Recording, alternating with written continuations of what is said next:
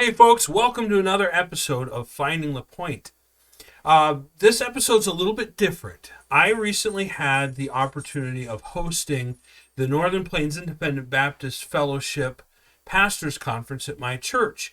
And I was able to get a keynote speaker that you probably know, our very own Jonathan Yelland. And he came and spoke to us on many different topics. The theme for the week was Tools for the Work of Ministry. Now, it was a conference for pastors, but really some of the things he spoke on provide tools for anyone that wants to serve the Lord.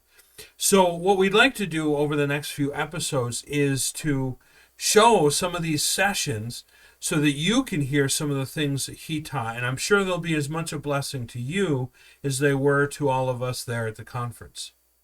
So, since I'm the one here this week, I get to say the intro. I'm Pastor Aaron, and this is Finding the Point.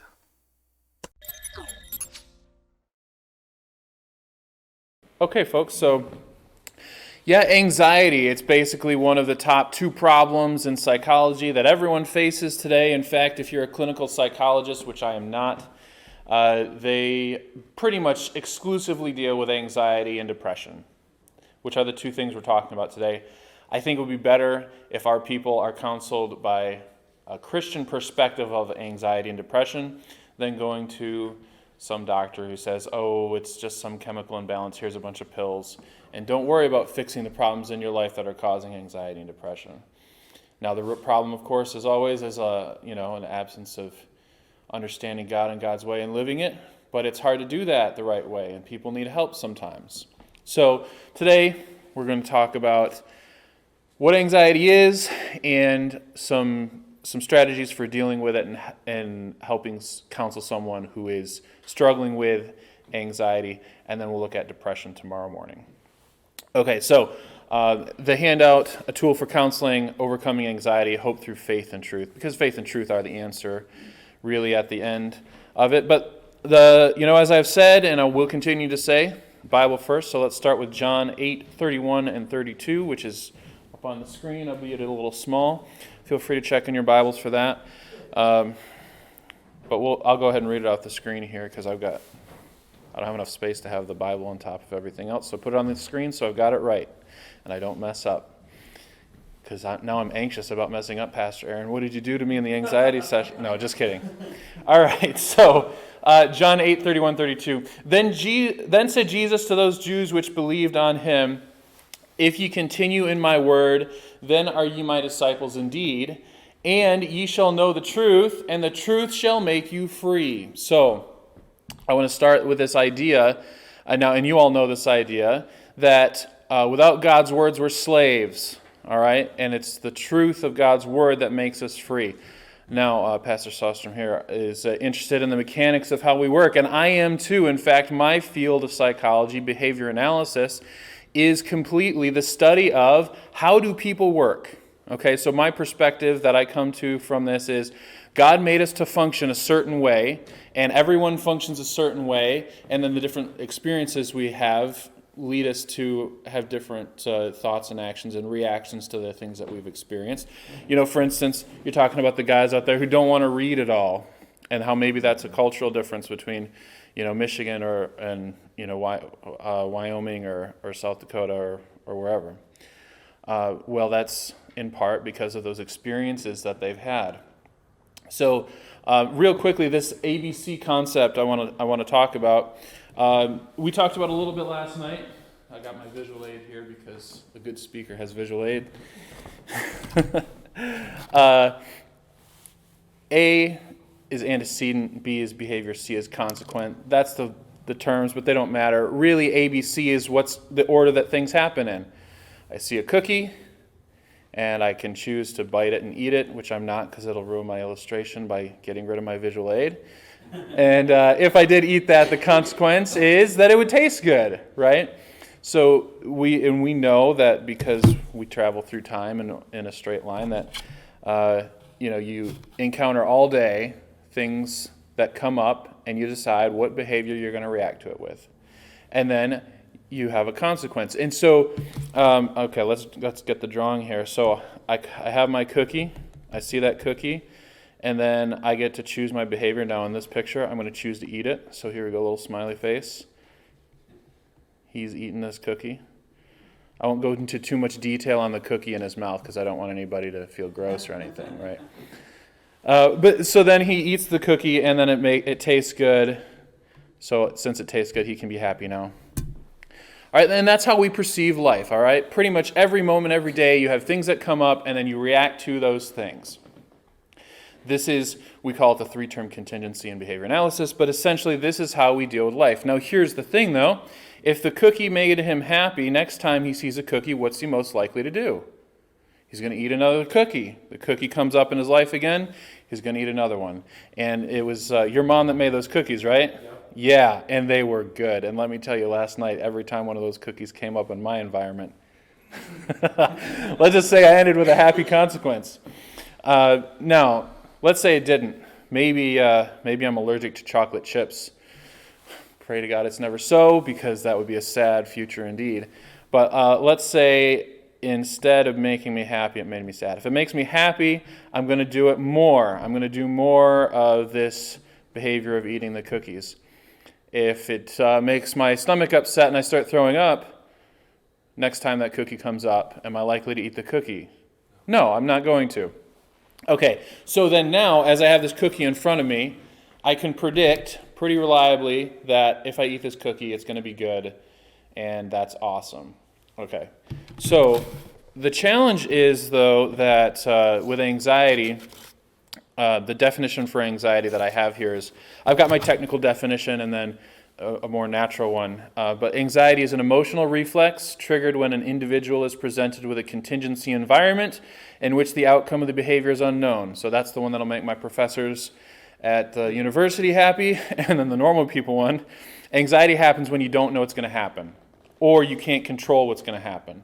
Okay? So that's what actually makes people anxious. When they go up to eat the cookie's there, and they don't know if eating the cookie is going to make them throw up or if it's going to be the best cookie they've ever had. They don't know.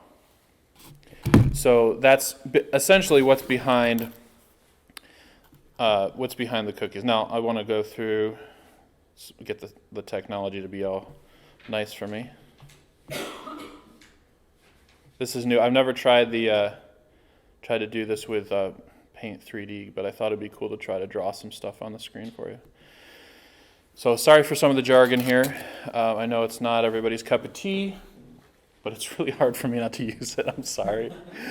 Okay, there's just some realities about the natural man, all right? The sin nature, not necessarily sin nature, but just the way that we work, all right? We're talking about the mechanics of behavior and how we interact. This is internal and external. It's all the same, at least the same to God.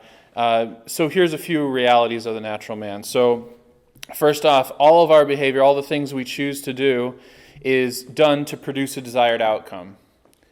So someone who's going to go do something is doing that thing in order to have some outcome result. All right? If you don't need anything done, let's take this. Okay, if your house is clean, are you going to spend time cleaning your house? Probably not. If you're full and you don't need a cookie, are you going to eat a cookie? Probably not, right? So, well, maybe you might anyways because it tastes good. But let's say you just had 400 cookies and you just ate 400 cookies and then somebody brings out another one. Are you going to eat a cookie then? No, because you don't need a cookie. So you're not going to engage in the behavior because you don't need it. But if you've clawed your way across the desert and you finally get to some random bottle of water that fell out of a plane or something, okay? Now, are you going to open that water and drink it? You better believe it. And why? The reason you do anything that you do is in order to produce the desired outcome. Now, in behavior analysis, we call this reinforcement. So we would say you do what you do in order to contact reinforcement, all right, to get something to happen that you want to have happen. So with that, point number 2 on my little thing up here, we're always going to pick which behavior we want to do. We're going to choose which behavior that produces the most reinforcement. And I'm not talking about long term. In the next 3 to 5 seconds, what's going to be the thing that makes me gets me the most happiness, the most pleasure, the most whatever it is that I want to get. That is what drives most people's behavior most of the time. So then the question then comes up, okay, so if I'm going to make a choice, so now my cookie plate has these cookies from Aaron's mom that I know are fantastic because I ate several of them. And then these cookie bars, was these also your mom made them? So they're probably also fantastic. All right, so which one am I going to choose? So I'm going to choose the one that I think is going to be the easiest, the least amount of work to get, and going to give me the best result, right? So in this case, I think these cookies are going to taste way better than these bars. So if I'm going to pick which one to eat, I'm picking the cookie. That's just how we function. Now the problem is, and so point number 3, of course, I better do this in order and not get lost. Point number 3, so we're going to predict which one is going to produce the most reinforcement based on what we've done in the past. I haven't tried these bars yet. I trust that they're fantastic, but I haven't tried them, and I've tried these cookies several times. So I know the cookie's going to be good. I'm going to pick to eat the cookie because I've got a history with that cookie. It's a very good cookie. So the problem is that if all you go on in your life is what's going to make me feel the best in the next 3 to 5 seconds, that means you're under control of everything that comes into your environment and is going to feel good in the next 3 to 5 seconds. This is where the flesh controls us. Because when I shouldn't eat this cookie, maybe it belongs to Pastor Aaron here and I'm stealing it. But who cares if I'm stealing it or not? It's going to feel good to me in the next 3 to 5 seconds. So I steal his cookie and eat it. Without any words to interfere, without any truth to guide us otherwise, we default to please myself in the next 3 to 5 seconds. And if that's how you're living your life, then your life's a problem, right? So the solution to that is given to us, scrolling back up to the top here, maybe, if I can scroll well, is given to us in God's Word. Ye shall know the truth, and the truth shall make you free. So God gives us His Word, so instead of looking to the next 3 to 5 seconds, we can say, you know what, I'm willing to suffer in the next 3 to 5 seconds because God has something better down the line. And that's the D if you're looking at my handout. The D is down the line, or I call it delayed consequences. I left space for you to draw the cookies if you want, but no pressure. Do what you want. It's just there for fun. But yeah, the D is the delayed option. So when we have God's Word, we can see, okay, well, there's the cookie, but it's Pastor Aaron's. So if I eat it, this is a bad smiley face. All right, so if I eat it, then I'll be happy now. And then when Pastor Aaron finds out I stole this cookie, I'm not going to be happy later, right? Without words to tell us, hey, you shouldn't steal things, then instead I'm going to have big problems down here in eternity, so right? When my wife says, this is my cookie, don't touch. That's a great example. Yeah, absolutely. So instead, what we can do when we have words is the words can say, okay, when you see a cookie that's Pastor Aaron's cookie, don't eat it, and that might not feel as good for you right now, but it's going to be much better for you in the future because you've chosen to act rightly and follow God's way, which is not to steal. Obviously, it's a simple answer, but we know we shouldn't steal. So words give us another option. If there's no words to tell us to do it differently, behaviorally speaking, we always are going to choose what reinforces us the most. So with God's Word, we can choose a better way. Thou shalt not steal, and that's a better way. Now, the tricky bit is Satan knows about words too. And so sometimes there's Satan's way that there's a cookie, you should steal it, or you should steal it and eat it, and then that'll make you happy. And then also you should lie about it, and then maybe that'll make you happy down the road. And so not only do we have the opportunity of choosing to follow after God's way, but we can also follow after Satan's way or the world's way. So it's the challenge here is what's going to control our behavior, what's going to control the choices we make. And I don't mean just the external choices of stealing a cookie. How about the internal choices? All right? That person pulls out in front of me as I'm going into the coffee shop over here, and I almost get in a car accident. This didn't happen. It's a nice town, Aaron. I like your town, okay? But let's say that happened, okay? So I have a reaction to that. I'm going to get mad because that's an emotional reflex, something that I expected was disrupted, and so that's going to make me mad. And then now I have to decide, I'm mad. This punk pulled out in front of me. what am I going to do? Am I going to scream out the window at him? Do I flick him off? Now, those are problem things that would feel good to me in the moment, but it's not God's way, right? So then if I'm, living based on God's words, instead I follow God's way, which is something like, forgive them and, don't do a bunch of bad stuff and scream out the window at them, right? So then that's a better way because it's God's way. And we can choose to follow God's way instead of pleasing ourselves.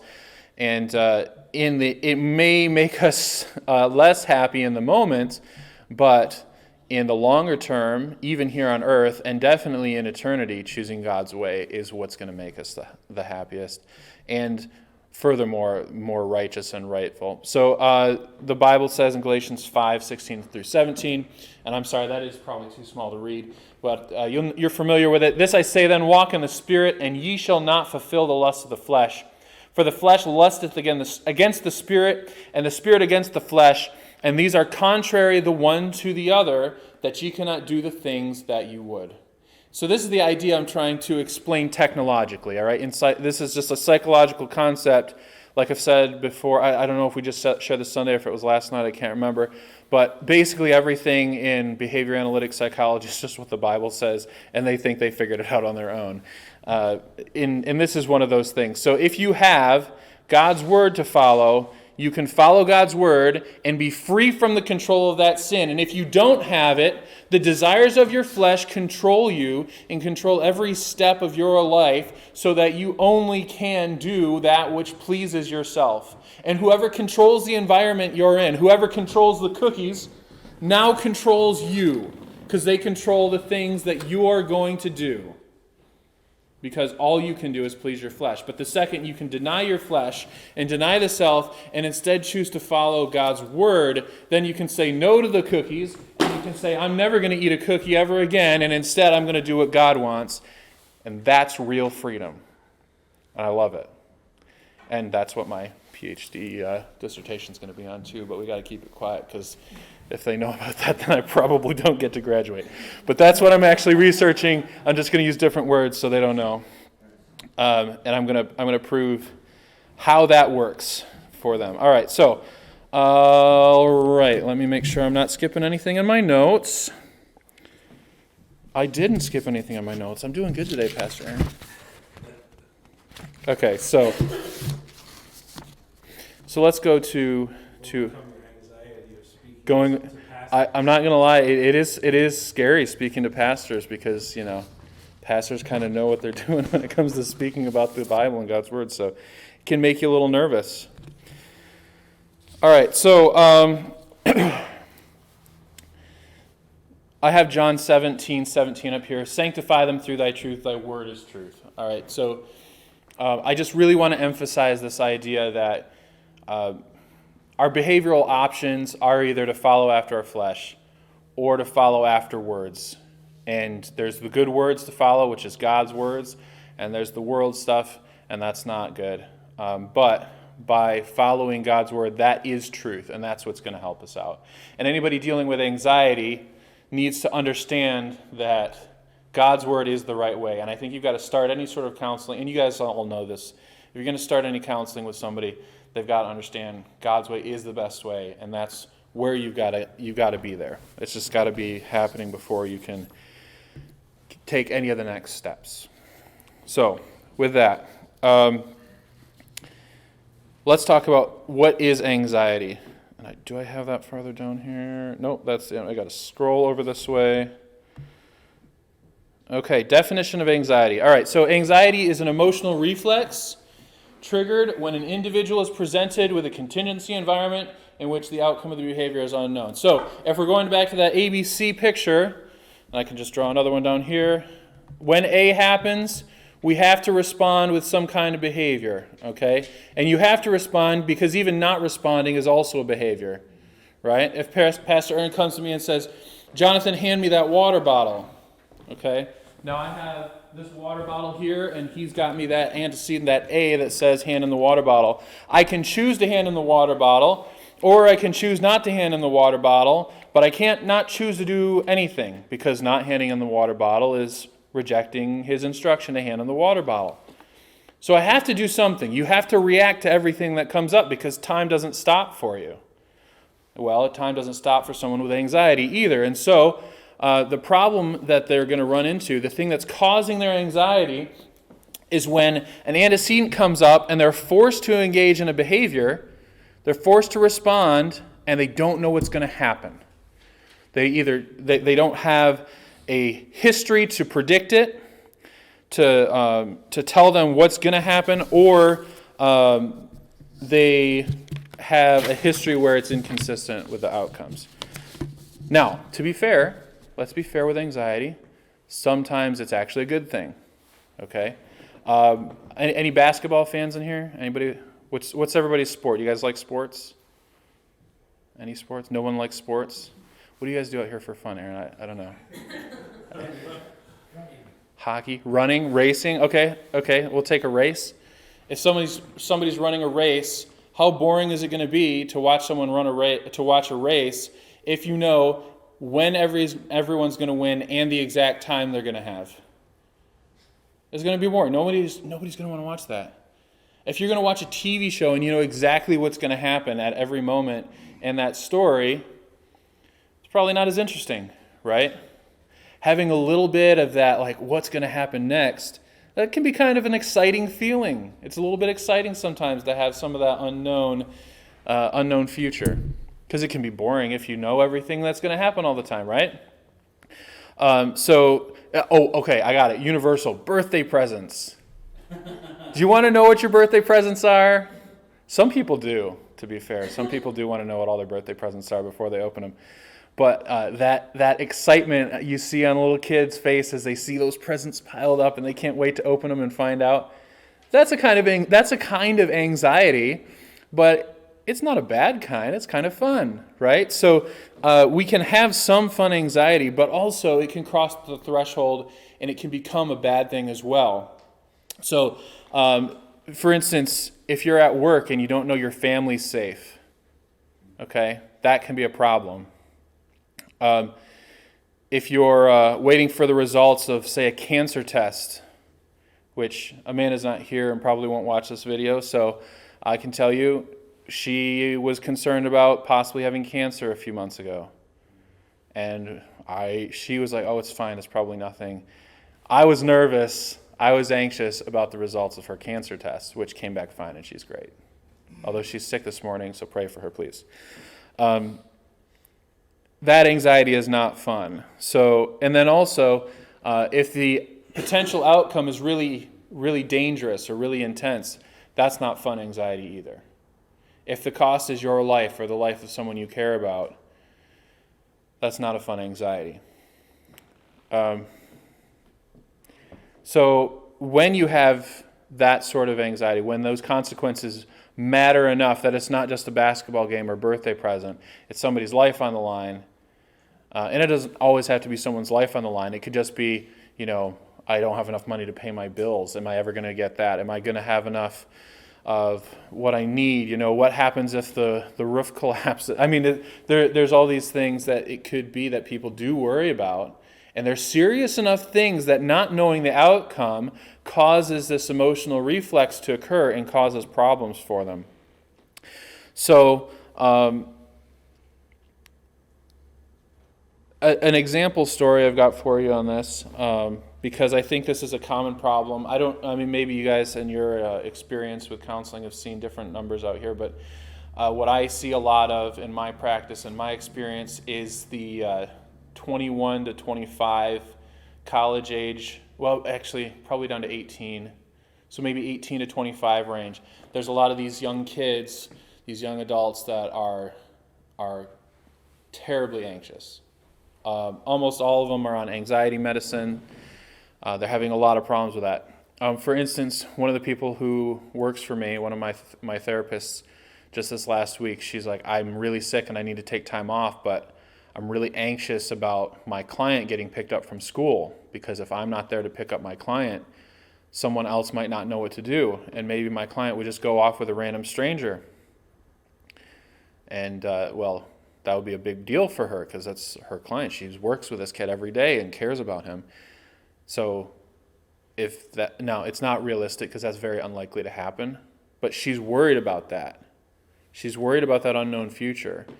And the real problem behind this, hope through faith and truth is the idea here, but she has no faith that it would work out okay, or that it's likely to work out okay. So that's a challenge for this therapist that I have that works for me, that she was worried about that. And I was like, well, guess what? I'm going through this session on anxiety, so let me help you with what we've been talking, or what I've been planning for this session.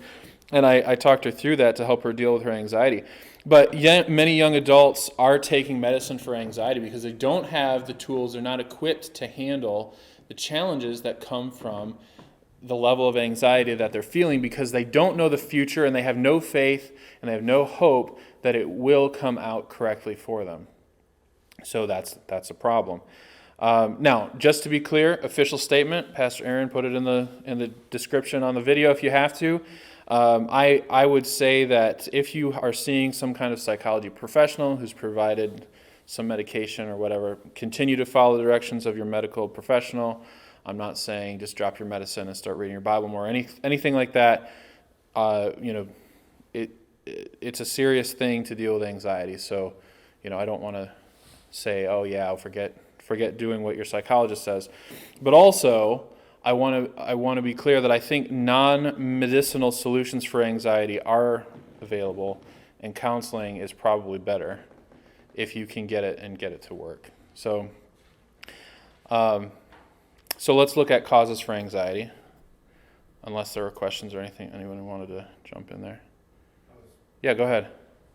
You mentioned the problem with 18 to 25-year-olds with anxiety.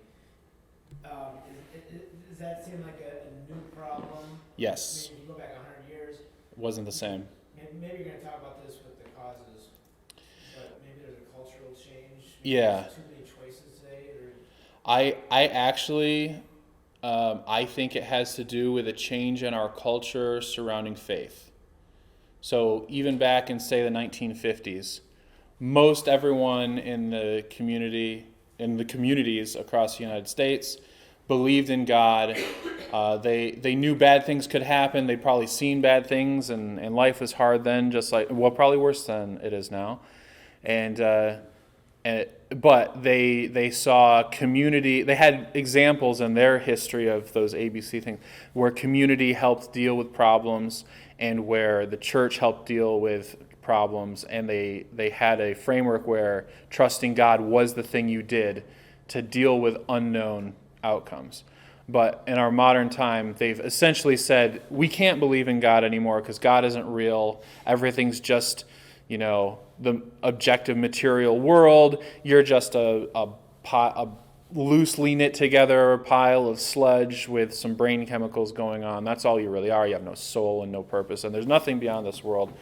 Well, if that's what you believe, it's hard for anything to matter, and it's hard to trust that there is some creator God that cares and is going to help you deal with these unknown futures, and that it will all be okay in the end.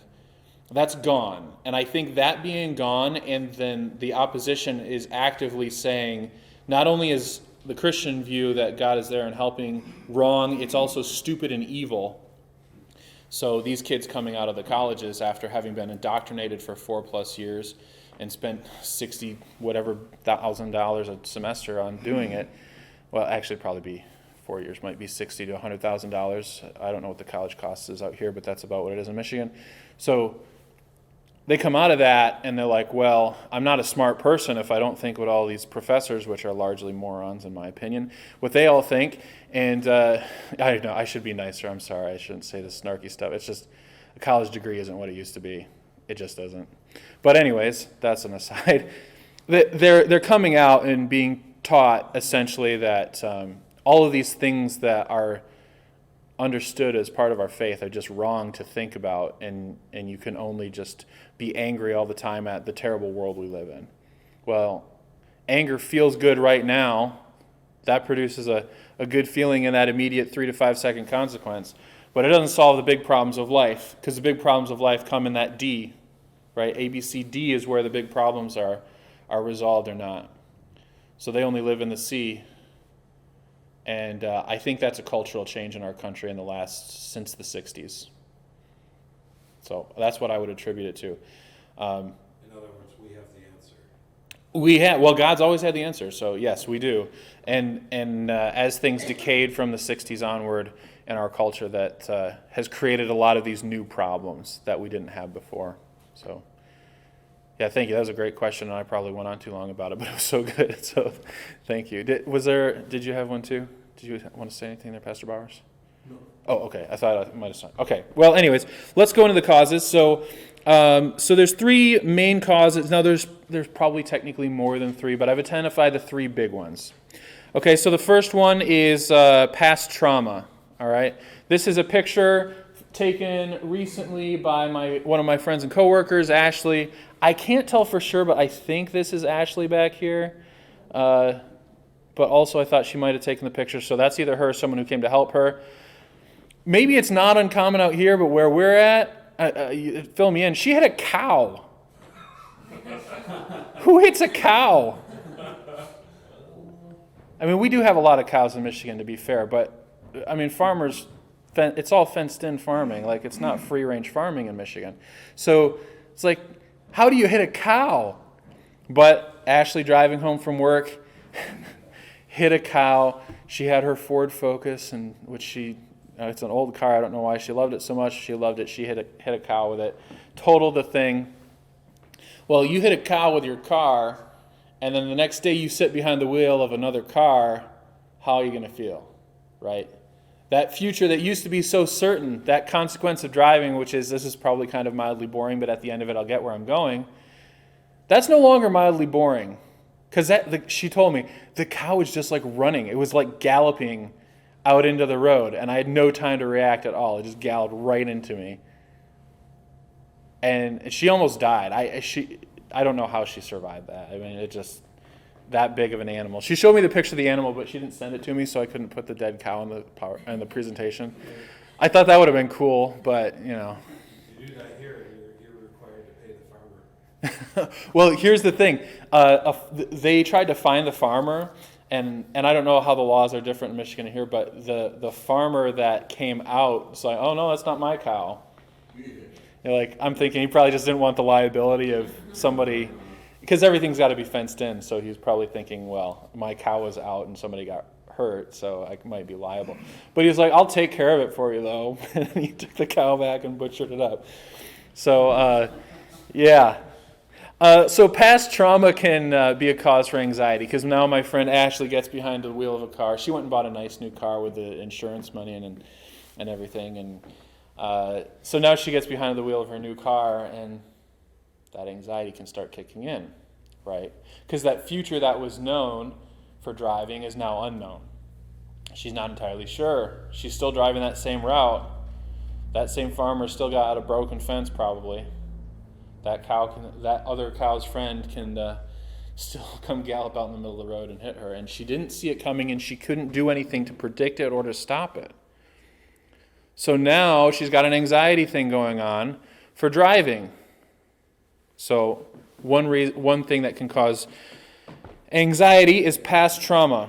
Another thing that can cause anxiety is a lack of experience. Okay? No, we already joked about this a little bit this morning. Last night was the first time I've preached for a bunch of preachers. Now, I teach Sunday school class all the time at my church, and I've taught students in school for a long time, and I teach college students almost every day in my professional life. But teaching a bunch of pastors and trying to preach about preaching to pastors, that's a new thing for me. And so having no history with that, and not knowing how that's going to go or how well I'm going to be received or anything, that lack of knowing that consequence, because I have no experience, can cause anxiety. So a second thing there that can cause anxiety is a lack of experience. Now, the third thing that's very common for causing anxiety is believing false rules. Now, when I say rule, I don't mean rules as in, wipe your shoes off before you go into the house, or, raise your hand before speaking in your classroom. I'm not talking about that. Rules in behavior analysis, if I can get this to work without having the thing pop up from the bottom and be a little annoying. Rules in behavior analysis are words that describe an A, B, C, D situation. A lot of times they're describing an A, B, D situation. So this would be, for instance, let's see, what's a good one here? If I see, I guess we can take the cookie, right? If I see Pastor Aaron's cookie, I should not eat that cookie because that'll make Pastor Aaron happy. Also, it's the right thing to do. Shouldn't steal Pastor Aaron's cookies.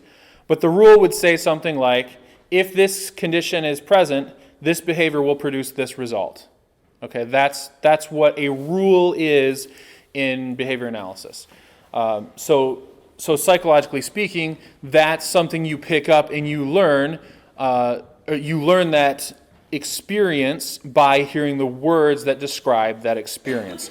And that's how society works, because I can't have done everything that everyone has ever done. I learned stuff about life from my dad telling me that stuff and didn't necessarily directly experience it myself. Okay? I can tell you what I experienced at work, and you having never been to my workplace and having never seen the environment there can understand what exists in that environment and how things go in that setting. Okay, so that's what rules are. When I say, this is where the jargon comes in, and I apologize. My wife's like, "Don't use jargon, Jonathan."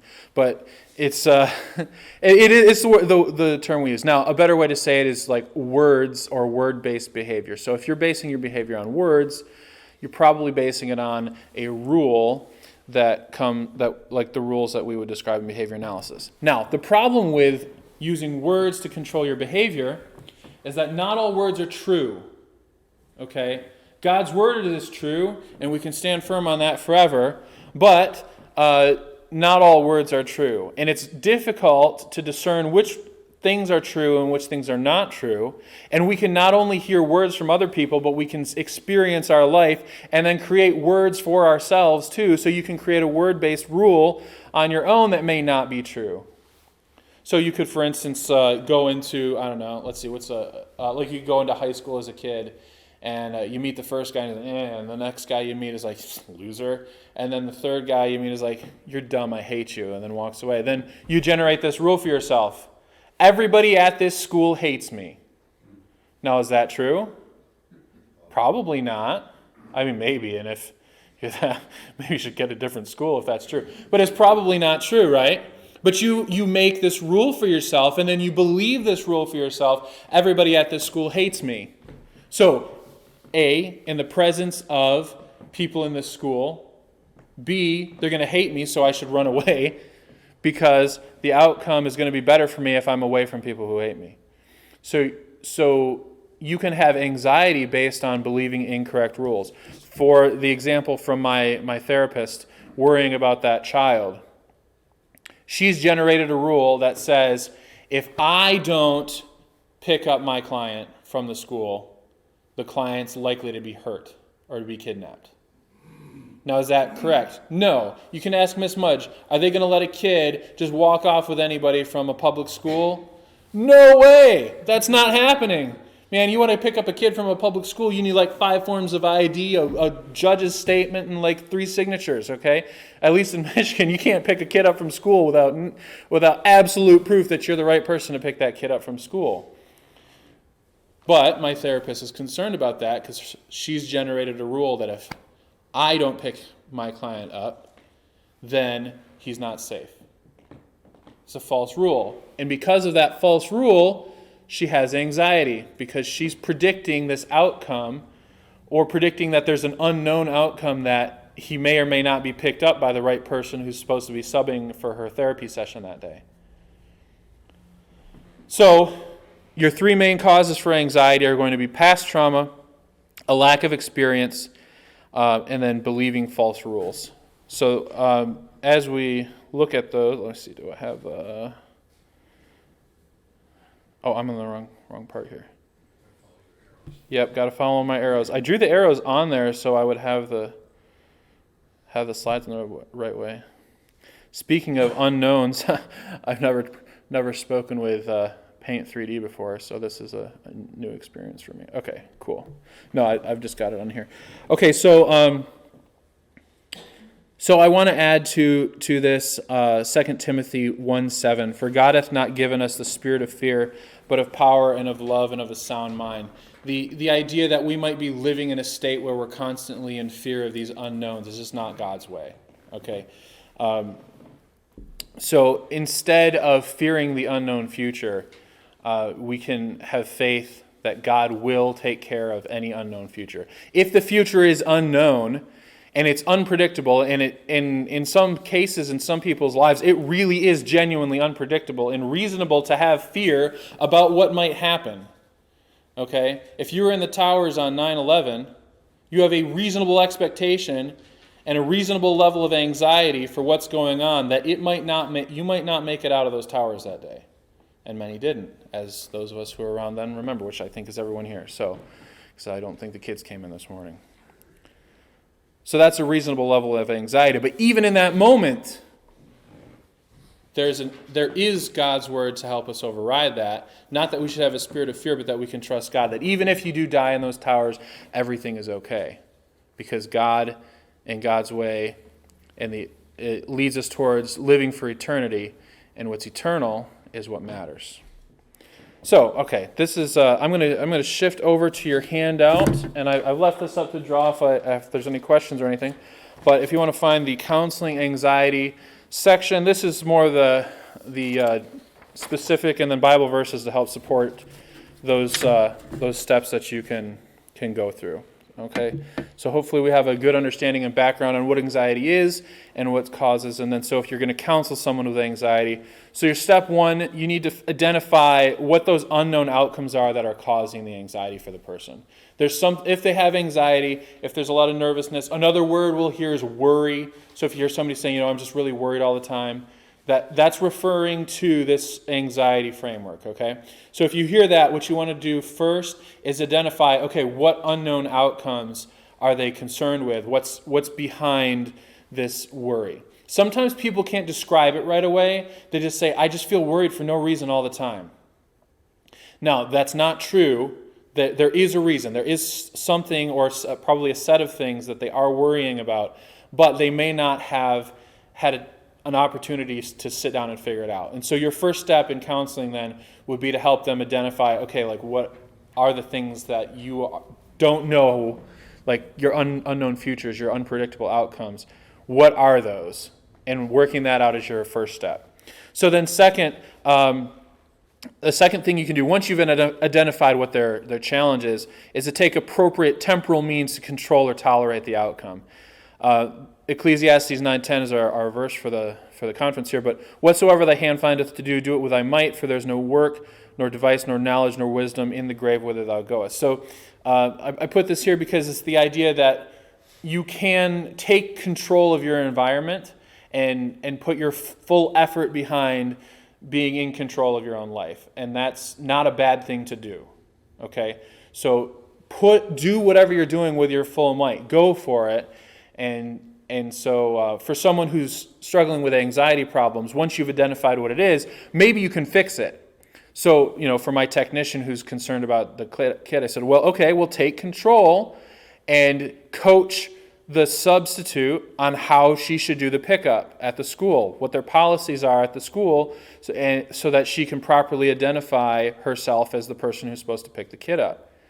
And I was like, it's okay for you to take control of that and go make sure that happens the right way.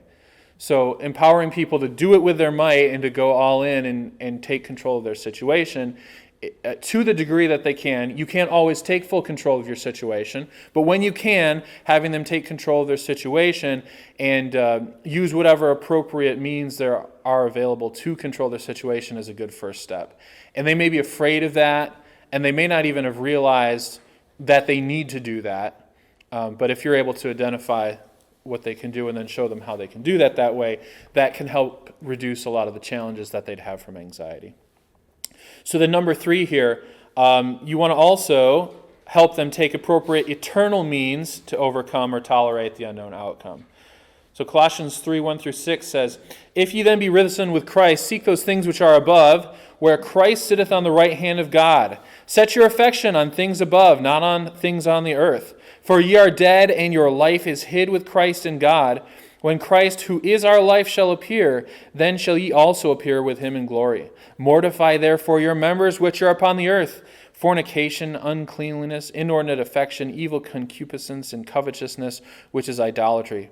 For which things' sake the wrath of God cometh on the children of disobedience." So this also is recognizing too that you got to have your eternal outcomes sorted as well. Okay, it's good to take care of the temporal stuff that you can deal with right in front of you, but if you don't have your confidence in the eternal being handled correctly, it's going to be hard not to be anxious. Okay, for instance, you've got to know what's happening to your eternal soul after you die, right? That salvation question has to be answered, because you're not now, and that's one that's hard for me to share with my therapist that is worried about these problems with her child. But that's not the only scenario that you guys are going to face, obviously. So having those eternal questions answered as well. So even something like we talked about last night about the concept of atomic moral choice, which really just means choosing the correct thing to do right now, right? Whatever comes up, whatever antecedent comes up for you, choose the correct behavior response to that. Someone who's dealing with anxiety may just not understand what is the morally right thing to do. They may have some unknowns related to not knowing what God's way for them would be. Okay? I have all my friends, I only have friends who I work with basically because, as Aaron said, I'm a very busy fellow. But I had a friend at work who's going through a divorce. And she's a Christian, one of my few Christian friends from work. And she's a Christian. She's going through a divorce. Her husband cheated on her. It was really challenging for her. And it was tough for her to decide, to even know, to even be able to think about what's the right thing to do. How do I respond to my husband? And she wanted to restore the marriage relationship and put it back together and be dedicated to that covenant of marriage that she's in. But had a challenge there because it's hard to know the right thing to do in a situation where your whole world blows up. Because it was all of a sudden. Just one Thursday afternoon, she was at work. He called her up, says, "Hey, I don't love you anymore, and I want to get a divorce." Out of nowhere. Talk about something that might give you some anxiety related to past trauma, right? Talk about a situation where you might not know what to do or how to respond to that. That's really tough. And so, what do you do? And having the eternal question of what's the right thing to do in these tough situations, having that known, and having a rule that says it doesn't matter what those immediate consequences that you don't know what are going to happen. It doesn't matter what those are, because the D consequences, those down the road consequences that God cares about, that's what really matters. So here's the right thing to do, because this is what God's word says. Having that eternal question answered, that's going to be something that can be really helpful to someone who's dealing with anxiety, because sometimes they just don't know the right thing to do. But the Bible has the answers for that, and helping them connect the idea of doing the right thing right now resolves a lot of the worry and concern about the unknown consequence, because it makes the consequence not matter as much. Because the eternal is what matters, not the temporal. So that leads us to number 4. So help them to trust God's promise to take care of us. Hebrews 13:6 says, "Let your conversation be without covetousness, and be content with such things as ye have. For he hath said, I will never leave thee, nor forsake thee. So that we may boldly say, the Lord is my helper, and I will not fear what men shall do unto me." And when someone's dealing with these anxiety situations and these unknown realities that they might have to face, it's a big help to know that there's an all-powerful, loving God who cares for them and is going to take care of them. And at the end of the day, God will provide and God will help. And having a God they can trust in the promises that he gives us to take care of us. That's a wonderful relief and a wonderful help if you're dealing with anxiety. All right, number 5 then. Encourage them to value the eternal. In the context of eternity, only the choice for God matters, so we do right now. And then we've got Ecclesiastes in there. Vanity of vanity, saith the preacher, all is vanity. Ecclesiastes 12:13 through 14. Let us hear the conclusion of the whole matter. Fear God and keep his commandments, for this is the whole duty of man. For God shall bring every work into judgment with every secret thing, whether it be good or whether it be evil. And what I'm pointing out with this number 5 is that it's easy to go on this trail of, I don't know what's going to happen here. If I drive out there and I get in a car accident, some cow runs out in front of me on the way home in a few days, and I get in a car accident and I die, what's going to happen to my daughters? And then if my daughters don't have a father growing up, maybe they're going to marry terrible men, and then they're going to have their kids, and my grandkids are going to be in this terrible situation. And then what happens to my family line? And then the Yellands have been, faithful to God for now 3 generations, and it's all going to fall apart if I hit a cow on the way home, and I can just sit there terrified to even pull out of Pastor Aaron's driveway to drive home. And another Bible verse to add here that works very well for this: take no thought for tomorrow, right? What's important is to do right now. And if you have somebody who's really anxious, refocusing them on what's right in front of them and what's in the present, and refocusing them towards doing the right thing right now, that is a thing that really can help them. Because vanity of vanities, all is vanity. This stuff here, this temporal world we live in, the materially around us, 6,000 years, everything will be gone, right? There will be no evidence in 6,000 years that you exist on this earth. Anything you ever built will be destroyed. Any person you ever sired will be dead. Anyone they sired will be dead. Your generation will be gone. Your line will be snuffed out, and everything is gone, right? 6,000 years ago, we have no history beyond that, because also the earth started back then. But don't want to get kicked out of my college program. But in 6,000 years, it's all gone, right? Only what's done for God matters, because that's the only thing that lasts. So it's all vanity except what's done for God. So Ecclesiastes 1, it's all vanity, but Ecclesiastes 12, the whole duty of man is to choose God and God's way. So if you have someone with anxiety, refocus them on what's really important. Choosing God's way right now. So, I've got to drive my family home. I have work to do and I've got things at home. Maybe I'm scared about hitting a cow. What's the right thing to do right now? And then trust God that he'll take care of the rest of it, because he promises he will. And even if I did die in a car accident on the way home and everything all falls apart, well, God will take care of that too. God controls the consequences. God controls the future. All I need to worry about right now is my atomic moral choice, that one choice I have in front of me to do right and to follow God's way.